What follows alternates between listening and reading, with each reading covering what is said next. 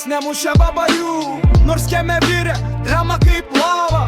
Jis tik žiūrėjo ramus kaip būdo statula, su šypsena nesu kumščiu, štai jo galia.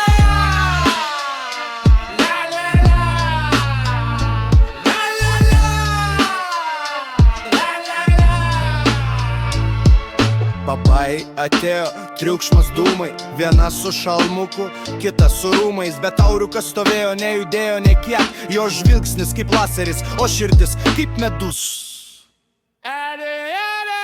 Auriukas nemušė babajų, nors kieme virė drama kaip lava.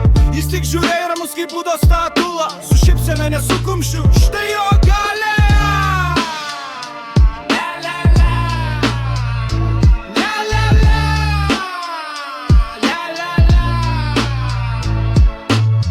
Paška šaukė, duok jiems į ragą, pantera iš garažų jau ruošėsi špagą.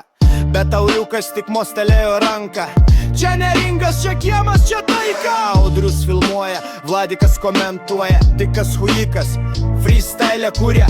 O Auriukas kaip Gandis iš Kauno, babai išėjo, o kiemas liko saugus. Tai gimsta legenda ne iš smūgių, o iš proto. Auriukas taikos meistras, ne koks ten Don Kichotas. Babai dabar jį vadina brolis iš šiaurės, nes nemušė, o pamokė. Ir tai jau istorija garsiai.